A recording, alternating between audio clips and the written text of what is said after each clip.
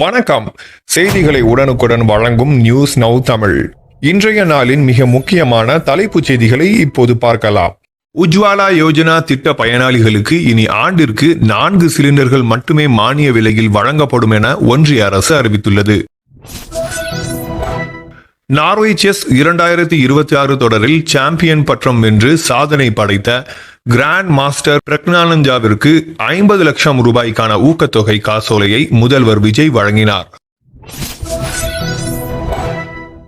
Meta நிறுவனம் தனது உலகளாவிய பயனாளிகளில் சுமார் 8000 பேரை பணி நீக்கம் செய்துள்ளது. பத்திரப்பதிவுத்துறையில் கடந்த மார்ச் மாதம் அறிமுகமான வருகையில்லா ஆவணப்பதிவு திட்டத்திற்கான புதிய வழிகாட்டுதல்களை பதிவுத்துறை வெளியிட்டுள்ளது. தமிழக தொழில்துறை அமைச்சர் கீர்த்தனா அரசு முறை பயணமாக தென்கொரியா சென்று அங்குள்ள கப்பல் கட்டுமான நிலையத்தை பார்வையிட்டார்.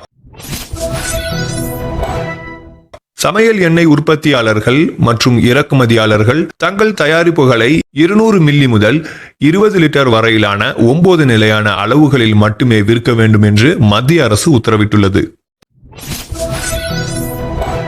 தமிழ்நாட்டில் IAS அதிகாரிகளை பணியிட மாற்றம் செய்து மாநில அரசு புதிய உத்தரவை பிறப்பித்துள்ளது. ஓமன் கடற்கரையின் ஹார்மோஸ் நீரிணை அருகே 24 இந்திய மாலுமிகளுடன் சென்ற வணிக கப்பல் மீது ட்ரோன் மூலம் தாக்குதல் நடத்தப்பட்டுள்ளது.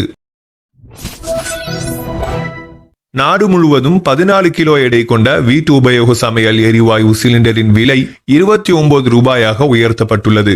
சென்னையில் கேஸ் சிலிண்டரின் விலை தற்போது 957 ரூபாய் 50 பைசாவாக உள்ளது. மேற்கு வங்கத்தின் சிலிகுரி மற்றும் டெல்லி இடையே புல்லட் ரயில் இயக்க 14,205 கோடி ரூபாய் ஒதுக்கீடு செய்யப்பட்டுள்ளதாக மத்திய ரயில்வே அமைச்சர் அஸ்வினி வைஷ்ணவ் தெரிவித்துள்ளார். பெரியாறு அணை நீர்பிடிப்பு பகுதியில் பெய்து வரும் கனமழையின் காரணமாக நீர்வரத்து 823 கன அடியாக அதிகரித்துள்ளது. 22 கேரட் ஆபரண தங்கத்தின் விலை சவரனுக்கு 140 ரூபாய் அதிகரித்து ஒரு சவரன் 1,13,600 ரூபாய்க்கும் 1 கிராம் 14,200 ரூபாய்க்கும் விற்பனை செய்யப்படுகிறது. வெள்ளி 1 கிராம் 270 ரூபாய்க்கு விற்பனையாகிறது.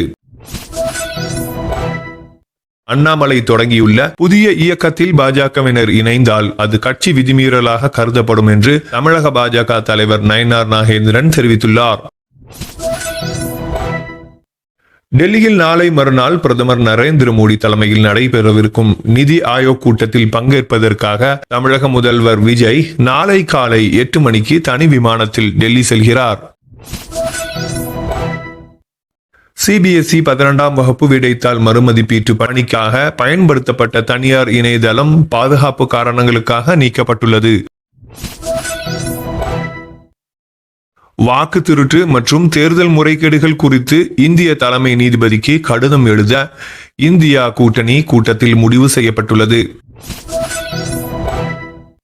சர்வதேச சந்தை நிலவரங்களால் பொட்டாஷ் உள்ளிட்ட ரசாயன உரங்களின் விலை மூட்டைக்கு 550 ரூபாய் வரை உயர்ந்துள்ளது. தமிழகத்தில் உள்ள அனைத்து மாநகராட்சிகளிலும் 100 விழுக்காடு குடிநீர் மற்றும் கழிவுநீர் இணைப்புகளை வழங்க வேண்டும் என்று முதல்வர் விஜய் உத்தரவிட்டுள்ளார். இந்தியாவில் உணவுப் பொருட்களை பார்சல் செய்வதற்கு செய்தித்தாள்களை பயன்படுத்த வேண்டாம் என்று உணவு வியாபாரிகளுக்கு உணவு பாதுகாப்பு மற்றும் தர நிர்ணய ஆணையம் எச்சரிக்கை விடுத்துள்ளது. தமிழகத்தில் வெள்ளப்பெருக்கு காரணமாக மணிமுத்தாறு அருவியில் பொதுமக்கள் குளிப்பதற்கான தடை 5வது நாளாக நீட்டிக்கப்பட்டுள்ளது. ஈரானுடன் அமெரிக்கா எந்த ஒப்பந்தம் செய்தாலும் அதை இஸ்ரேல் ஏற்க வேண்டும் என்று பிரதமர் நெத்தன்யாகுவிற்கு அமெரிக்க அதிபர் ட்ரம்ப் எச்சரிக்கை விடுத்துள்ளார். தமிழ்நாட்டில் நடைபெறவுள்ள 5 சட்டமன்ற தொகுதி இடைத்தேர்தலில் ஒரு தொகுதியில் போட்டியிட விசிக ஆர்வம் காட்டி வருகிறது.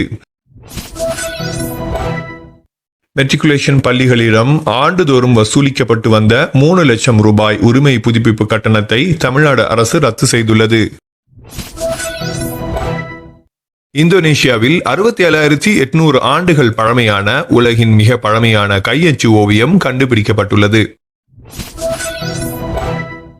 சென்னை ராஜரத்தினம் மைதானத்தில் பெண்களுக்கு எதிரான குற்றங்களை தடுக்கும் சிங்கப்பெண் அதிரடி படை திட்டத்தை முதல்வர் விஜய் தொடங்கி வைத்தார். அரசு அலுவலர் பணிக்கான அதிநவீன ஹெலிகாப்டரை மாதம் 5 கோடி ரூபாய் வாடகைக்கு எடுக்க தெலுங்கானா அரசு முடிவு செய்துள்ளது. ஜாதி சான்றிதழ், ரேஷன் கார்டு மற்றும் முதியோர் உதவித்தொகை போன்ற சமூக நலத்திட்டங்களுக்கு ஆன்லைனில் விண்ணப்பித்தால் அடுத்த 5 நாட்களில் சான்றிதழ்கள் கிடைக்க நடவடிக்கை எடுக்கப்படும் என வருவாய் மற்றும் பேரிடர் மேலாண்மை துறை அமைச்சர் செங்கோட்டையன் தெரிவித்துள்ளார். தேனி கம்பத்திலிருந்து கேரளாவிற்கு செல்லும் கம்பம் மெட்டு சாலையானது பராமரிப்பு பணியின் காரணமாக இன்று முதல் 1 மாதத்திற்கு மூடப்படுகிறது. இந்தியாவில் முதலீடு செய்யுமாறு உலகளாவிய மருந்து நிறுவனங்களுக்கு ஒன்றிய அமைச்சர் பியூஷ் கோயல் அழைப்பு விடுத்துள்ளார். பொது போக்குவரத்தை நவீனப்படுத்தவும் காற்று மாசை கட்டுப்படுத்தவும் கூடுதலாக 750 மின்சார பேருந்துகளை விரைவில் இயக்க போக்குவரத்து அதிகாரிகள் திட்டமிட்டுள்ளனர். முதற்கட்டமாக கேரள மாநிலத்தில் வரும் 15ஆம் தேதி முதல் அரசு பேருந்துகளில் பெண்களுக்கு இலவச பயண திட்டம் தொடங்கப்படுகிறது. 2000 முதல் 2002ஆம் ஆண்டு வரை உதவி பொறியாளர்களாக பணியில் சேர்ந்தவர்களில் முதற்கட்டமாக ஒரே நேரத்தில் 300 பேருக்கு உதவி செயற்பொறியாளர்களாக பதவி உயர்வு ஆணை வழங்கப்பட்டுள்ளது.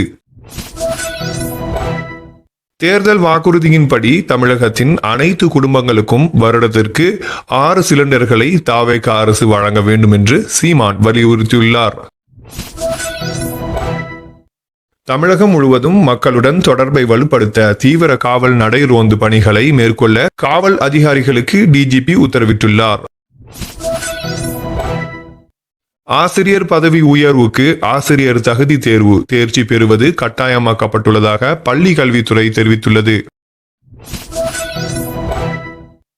ஒன்றிய அரசின் ஆழ்கடல் ஆய்வு திட்டமான சமுத்திரா மந்தன் திட்டத்தின் கீழ் அந்தமான் கடற்பகுதியில் மிகப்பெரிய இயற்கை எரிவாயு வளம் கண்டுபிடிக்கப்பட்டுள்ளது. இஸ்ரேல் ஈரான் இடையே மோதல் தீவிரமடைந்துள்ளதால் ஈரானுக்கு பயணம் செய்வதை தவிர்க்குமாறு இந்திய வெளியுறவுத்துறை அமைச்சகம் மீண்டும் அறிவுறுத்தியுள்ளது. தமிழகம் முழுவதும் உள்ள கோவில்களில் ஆன்லைன் சிறப்பு தரிசனம் டிக்கெட் முறையை கொண்டுவர திட்டமிட்டுள்ளதாக இந்து சமய அறநிலைத்துறை அமைச்சர் ரமேஷ் தெரிவித்துள்ளார்.